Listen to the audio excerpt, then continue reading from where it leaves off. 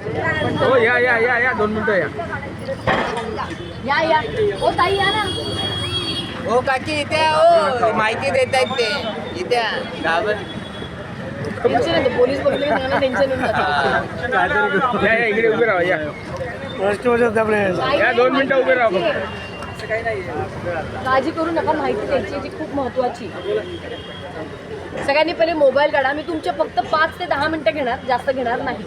ठीक आहे, सगळ्यांनी मोबाईल बाहेर काढा. मोबाईल बाहेर काढला. सगळ्यांनी एक नंबर सेव्ह करायचा आहे तुमच्या मोबाईलमध्ये. सगळ्यांना 100 नंबर माहिती आहे ना? 100 नंबरला तुम्ही का कॉल करता? पोलिसांची मदत पाहिजे म्हणून तुम्ही कॉल करता. कुठे भांडणं झाली, कुठे अजून काही कौटुंबिक वाद झाला, कोणी कोणाला छळलं, धमकी दिली, हाणामारी झाली, काय करता तुम्ही? 100 नंबरला लगेच फोन करता आणि माहिती देता. बरोबर आहे. पण तुमच्या संदर्भात कुठला सायबर फ्रॉड झाला, सायबर सिक्युरिटीचा नंबर काय झाला, तर तुमच्याकडे कोणाकडे नंबर आहे का सायबर फ्रॉडच्या संदर्भात? हेल्पलाईन नंबर सायबर नाही ना? तर सगळ्यांनी मोबाईलमध्ये एक नंबर सेव्ह करा. 1930 1930 1930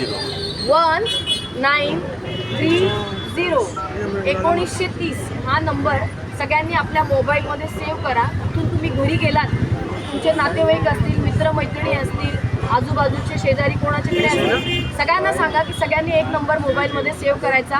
1930 1930 1930. हा जो मोबाईल नंबर आहे हा हेल्पलाईन नंबर आहे. तुमच्याकडे तुम्हाला कुठलाही अननोन फ्रॉड व्यक्तीचा, सगळ्यांना सगळं माहिती आहे.